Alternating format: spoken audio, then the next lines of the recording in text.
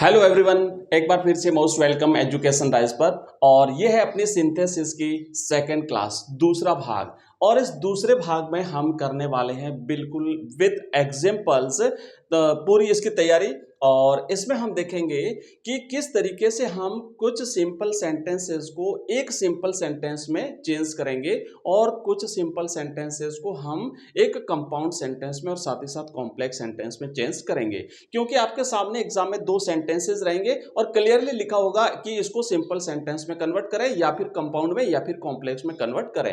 तो आपको कुछ मैंने कल कहा था ट्रिक बताऊंगा, ट्रिक कल नहीं बताई थी, तो वो आज अपन देखने वाले हैं। अगर इसमें क्लास में भी नहीं हुआ तो नेक्स्ट क्लास में, क्योंकि 3 क्लास तो रहेगी, तो 3 क्लास में हम इस सिंथेसिस वाले टॉपिक को कंप्लीट कर लेंगे। और विद गारंटी मैं कहता हूं आज शाम तक आपका ये सिंथेसिस वाला टॉपिक कंप्लीट हो जाएगा। तो आइए शुरू करते हैं। सबसे पहले तो हम सिंपल सेंटेंसेस को देख लेते हैं कि सिंपल सेंटेंस को सिंपल सेंटेंस में कैसे कन्वर्ट करते हैं। एक्चुअली क्या होता है कि सिंपल सेंटेंस जब बनाना होता है सिंपल सेंटेंसेस से, तो वहां पे टोटली 6 तरीके हैं। मतलब 6 तरीके से हम कि दो या दो से ज्यादा सिंपल सेंटेंसेस को कन्वर्ट करके एक सिंपल सेंटेंस में जो है वो कन्वर्ट कर सकते हैं। तो वो जो तरीके हैं, 6 जो तरीके हैं, उसमें से पहला होता है बच्चों बाय यूजिंग पार्टिसिपल्स। पार्टिसिपल का प्रयोग करके हम दो सिंपल सेंटेंसेस को एक सिंपल सेंटेंस में बना सकते हैं। अब आप कहोगे ये पार्टिसिपल क्या होता है, तो देखो बच्चों, पार्टिसिपल एक्चुअली 3 होते हैं। एक होता है प्रेजेंट पार्टिसिपल, एक होता है पास्ट पार्टिसिपल, एक होता है परफेक्ट पार्टिसिपल। इसमें क्या होता है कि ऐसी वर्ब यानी ऐसी क्रिया जो वर्ब का काम भी करे और साथ ही साथ एडजेक्टिव का काम भी करे। एडजेक्टिव का मतलब होता है विशेषण, जो विशेषता बतावे।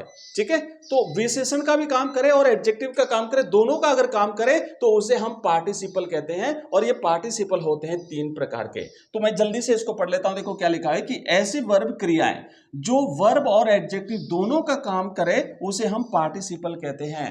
यदि 2 अथवा 2 से अधिक सिंपल सेंटेंसेस को जोड़ करके एक सिंपल सेंटेंस बनाना होता है तो उनमें से केवल एक वाक्य की वर्ब को तो हम फाइनाइट वर्ब के रूप में प्रयोग करते हैं और दूसरे को हम क्या कर देते हैं, दूसरे को हम पार्टिसिपल बना लेते हैं। तो कैसे बनाते हैं, देखो एक एग्जांपल देखो, बिल्कुल सिंपल है, आप लोग चिंता मत करिएगा। इसमें क्या होता है, थोड़ा सा मैं आपको नियम बता देता हूं कि पार्टिसिपल के द्वारा सिंपल सेंटेंस को तब जोड़ा जाता है जब विभिन्न सिंपल सेंटेंसेस का सब्जेक्ट सेम होता है और क्रिया भिन्न भिन्न होती है।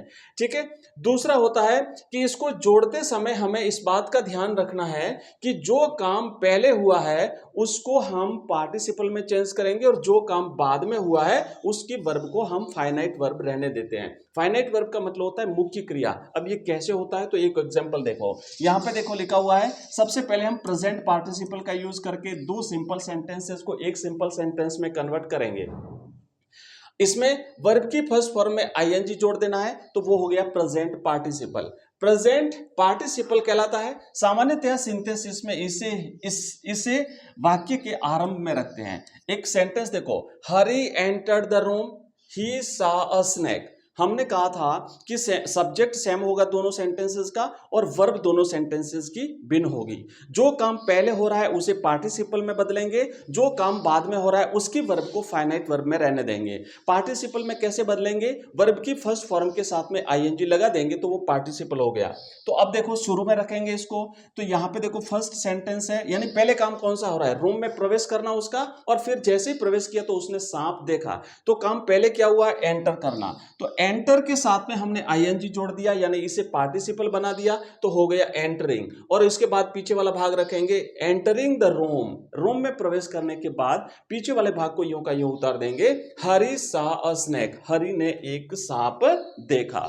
हो गया क्लियर। एक और सेंटेंस देखो, दो सेंटेंस होंगे, जो काम पहले हो रहा है उसे पार्टिसिपल बना दो, जो काम बाद में हो रहा है उसकी वर्ब को फाइनाइट वर्ब रहने दो। तो पहले तो देखो इसमें काम पहले कौन सा हो रहा है, ही सॉ अ लायन, उसने एक लायन देखा। ही क्लाइम्ड अप द ट्री, और फिर वो ट्री पे चढ़ गया, पेड़ पे चढ़ गया बचने के लिए डर के। तो बताओ पहले काम कौन सा हो रहा है, लॉयन का देखना। तो अब लॉयन का देखना की जो वर्ब है उसको हम पार्टिसिपल बनाएंगे, तो वर्ब है सा, और सा को जब हम पार्टिसिपल बनाते तो हो जाता है सीइंग। सीइंग अ लॉयन, एक लॉयन देख करके, ही क्लाइम्ड अप द ट्री, पीछे वाला सेंटेंस यूं का यूं उतार दिया। कितना सिंपल है, दो सिंपल सेंटेंसेस को एक सिंपल सेंटेंस में कन्वर्ट करना। आइए आगे बढ़ते हैं। अब यहां पे हम देखेंगे दूसरा जो हमारा पास्ट, जो हमारा हाँ, इसको जाने दो। हमारा जो पास्ट पार्टिसिपल है इसका प्रयोग कैसे करते हैं? पास्ट पार्टिसिपल को का यूज करके हम दो सिंपल सेंटेंसेस को एक सिंपल सेंटेंस में कैसे कन्वर्ट करते हैं। देखो, वर्ब की थर्ड फॉर्म को पास्ट पार्टिसिपल कहते हैं, तो इसमें वर्ब की थर्ड फॉर्म आएगी। प्रेजेंट पार्टिसिपल में तो क्या होता है, वर्ब की फर्स्ट फॉर्म, वर्ब की फर्स्ट फॉर्म में अगर हमने आईएनजी जोड़ दिया तो वो हो गया प्रेजेंट पार्टिसिपल, राइट। और वर्ब की थर्ड फॉर्म जो होती है, वर्ब की थर्ड फॉर्म जो है, इस वर्ब की थर्ड फॉर्म को हम कहते हैं पास्ट पार्टिसिपल्स, इसको हम कहते हैं पास्ट पार्टिसिपल, राइट। अब देखिए, तो इसमें क्या होता है कि वाक्यों को जोड़ते समय हमें क्या ध्यान रखना है इस बात का। देखो यहां पे हम देखने वाले हैं कि एक क्वेश्चन देखो, the ship was overtaken by the storm, it made a little progress. जैसे ही कोई स्टॉर्म तूफान के पीछे से आया तो अब जो शिप है वो आगे जा रहा है और तूफान भी पीछे से आया, वो भी इसी दिशा में जा रहा है, तो और उसको थोड़ा सा धक्का मिलेगा, है ना, उसको ओवरटेक किया उसने, तूफान ने। तो देखो यहां पे दो काम हुए हैं। अब यहाँ पे जो पहला वाला भाग है, उस पहले वाले भाग को हम क्या करेंगे, पार्टिसिपल बना देंगे। और इसमें पार्टिसिपल कैसे बनाना है कि ये जो वर्ब है ना उसको हम थर्ड फॉर्म में चेंज करेंगे। पिछले में तो प्रेजेंट पार्टिसिपल बनाया था, यहाँ पे हमें पास्ट पार्टिसिपल बनाना है। पास्ट पार्टिसिपल का मतलब ही होता है वर्ब की थर्ड फॉर्म, देख रहे हो ना, तो हमें थर्ड फॉर्म बना देंगे। तो अब ऑलरेडी यहाँ पे थर्ड फॉर्म है क्योंकि वाक्य पैसिव वॉइस में है। तो देखो, overtaken by the storm, by the storm यहां तक हमने लिख दिया। और फिर लिखेंगे इट, इट कौन, इट किसके लिए आया है, शिप के लिए आया है, तो चूंकि प्रोनाउन है अब यहाँ पे हम नाउन लिखेंगे, the ship made a little progress. पीछे वाला भाग सेम का सेम लिखना है। बहुत ही सिंपल है, पार्टिसिपल का यूज करके आप कंडीशन देखो कि वो प्रेजेंट पार्टिसिपल बन सकता है या फिर वो पास्ट पार्टिसिपल बन सकता है या फिर वो परफेक्ट पार्टिसिपल बन सकता है। बस उसे पार्टिसिपल बना दीजिए और कुछ भी नहीं करना है। आप पार्टिसिपल बना करके उसको वाक्य के शुरू में रख दीजिए, उसके बाद वाला भाग रख दीजिए और पीछे वाला भाग यू का यू रख दीजिए। लेकिन ध्यान देना, पीछे अगर प्रोनाउन है तो हमें उसको नाउन में चेंज करना है। अब देखिए, he was beaten in the first game, he did his best। अब मान लीजिए मैच हो रहा था, सिंगल मैच होता है कई बार, पहले मैच में कोई व्यक्ति हार जाता है, दूसरे मैच में वो अपना मतलब पहले फर्स्ट हाफ में अगर हार गया तो दूसरे हाफ में वो अपना बेस्ट करता है। तो यहाँ पे भी यही है कि he was beaten in the first game, पहले गेम में उसको हरा दिया गया तो दूसरे में उसने अपना बेस्ट परफॉर्मेंस दिया। तो beaten, अब आप देखो beaten in the first half, beaten in the first half, ये beaten ऑलरेडी थर्ड फॉर्म में है तो हमने वैसे का वैसे लिख दिया थर्ड फॉर्म, ठीक है। तो ये पैसिव में भी है। और beaten in the first half, अब यहाँ पे देखो he, अब चूंकि यहाँ पे ही है ना, यहाँ पर भी ही और यहाँ पर भी ही है, नाम नहीं है, तो हमने जैसा ही है वो ही का ही रखेंगे, ही डिड हिज बेस्ट। तो इस तरीके से आपको जोड़ना है, कुछ भी नहीं करना है, बहुत ही सिंपल है। फर्स्ट भाग जो काम पहले होता है उसे पार्टिसिपल बना दो, दूसरे वाक्य को यूं का यूं रख दो। ये हो गया आपका ट्रांसलेट होना, दो सेंटेंसेस से एक सिंगल सेंटेंस में ट्रांसलेट करना। अब नेक्स्ट आता है बच्चों तीसरा, और वो है परफेक्ट पार्टिसिपल। तो तीन पार्टिसिपल्स के द्वारा हम किन्हीं दो सेंटेंसेस को एक सिंगल सेंटेंस में कन्वर्ट कर सकते हैं। तो यहाँ पे देखो क्या लिखा है, इसमें परफेक्ट पार्टिसिपल में क्या होता है, एक वर्ड आपको लगाना पड़ेगा हैविंग, और हैविंग के साथ फिर लगेगी वर्ब की थर्ड फॉर्म, तो इसे हम कहते हैं perfect participle. Having plus verb की थर्ड फॉर्म। पास्ट पार्टिसिपल में तो ओनली थर्ड फॉर्म थी, और इसमें क्या है, हैविंग प्लस वर्ब की थर्ड फॉर्म। अब देखो, ही finished his work, he went home, उसने अपना काम पूरा किया, उसके बाद वो घर गया। तो अब यहां पे हम करेंगे having finished his work he went home, having finished his work he went home. देखो हमने जो एक किया था ना वो सेंटेंस, अभी जो पेपर सॉल्व किया हमने, उस जो पेपर हमने सॉल्व किया था उसमें एक सेंटेंस आया था बच्चों कि he had finished his work, same to same यहाँ पे देखो ये लिखा हुआ मेरे पास पेपर है कि he had finished his work. अभी जो मैंने आपको ग्रामर वाले में बताया था, he had finished his work, ये एक सेंटेंस हो गया, he has finished his work, ठीक है। He had finished his work and he went to bed. दूसरा भाग ये था ही वेंट टू बेड, ठीक है। ये बेड मतलब सोने गया, पहले उसने अपना काम कंप्लीट किया फिर वो सोने गया। तो हमने इसको इसी तरीके से ये जो परफेक्ट पार्टिसिपल है उसके रूप में चेंज किया था। हैविंग फिनिश्ड, तो ही हैड फिनिश्ड, तो हमने यहां पर भी लिखा था having finished his work he went to bed, ठीक है। तो उसको भी इसी तरीके से चेंज करना है, इसको भी इसी तरीके से चेंज करना है, ठीक है। ही फिनिश्ड, तो having finished his work he went to bed. तो इस तरीके से आपको ये जो है वो पार्टिसिपल्स के द्वारा किस तरीके से सिंपल सेंटेंसेस को कन्वर्ट करना है। जो 6 तरीके हैं उसमें से अभी पहला कंप्लीट हुआ बच्चों। पहला कंप्लीट हुआ है कि पार्टिसिपल्स का यूज करके हम किस तरीके से दो सिंपल सेंटेंसेस को एक सिंपल सेंटेंस में कन्वर्ट करेंगे। अब वो पार्टिसिपल्स हो सके, आप प्रेजेंट पार्टिसिपल हो सकता है, पास्ट पार्टिसिपल हो सकता है, या फिर पास्ट परफेक्ट पार्टिसिपल हो सकता है। दूसरा जो तरीका होता है, अब इसको जाने दो, दूसरा जो तरीका होता है वो बच्चों होता है इंफिनिटिव का प्रयोग करके। इंफिनिटिव का क्या होता है कि टू प्लस इंफिनिटिव कहते हैं, two plus infinitive.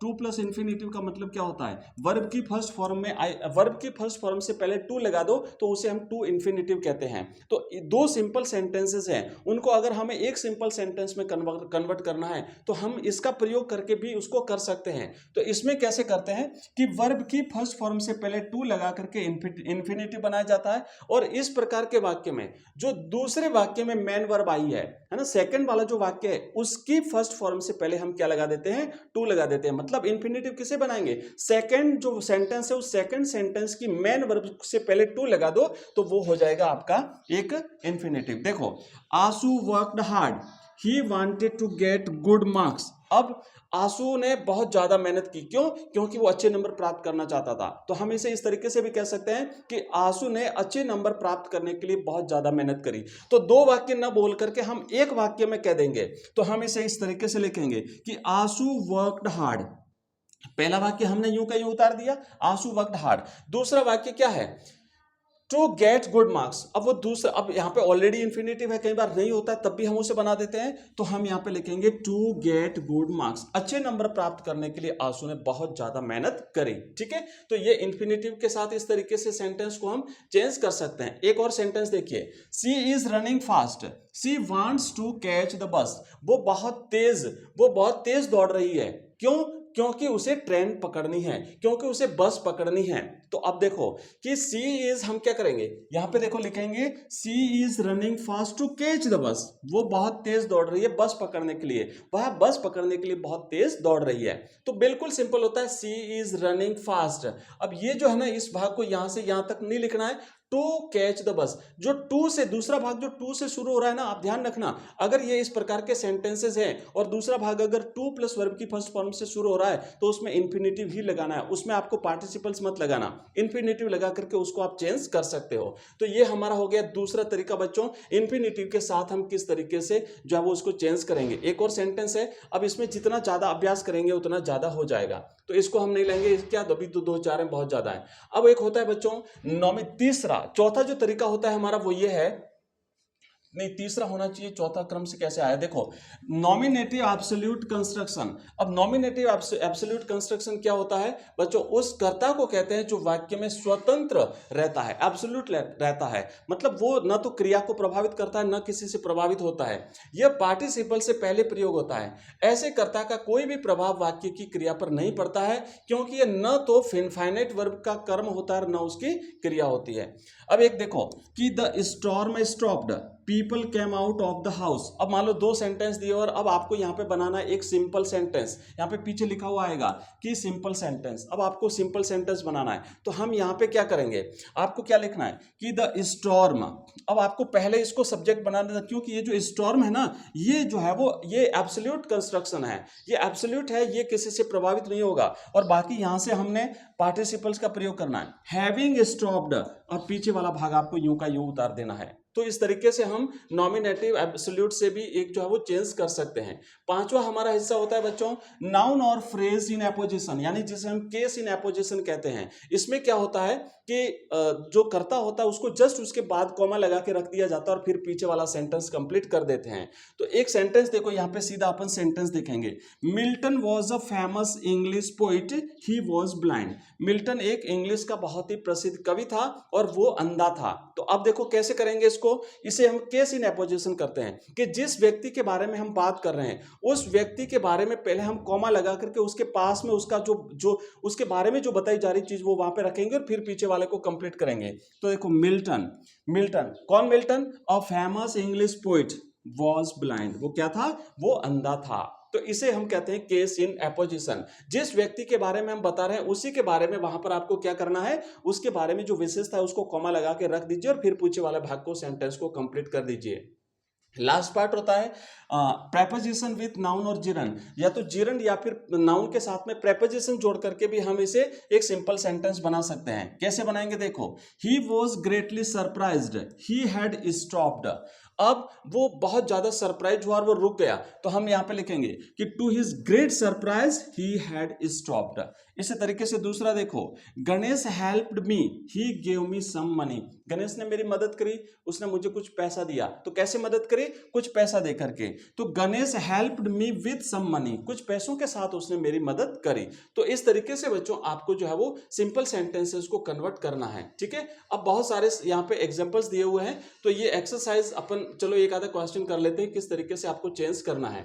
For example जैसे मान लीजिए पहला है कि ही टूक rest, he taught me English, उसने कुछ रेस्ट किया फिर उसने मुझे इंग्लिश पढ़ाई। तो क्या करके हैविंग हम यहाँ पे करेंगे, हैविंग पार्टिसिपल का यूज करते हुए इसे चेंज करेंगे, having taken rest, having taken rest. यहाँ पे देखो ही टॉट मी इंग्लिश, तो बिल्कुल सिंपल सा है, इस तरीके से आपको जोड़ना है।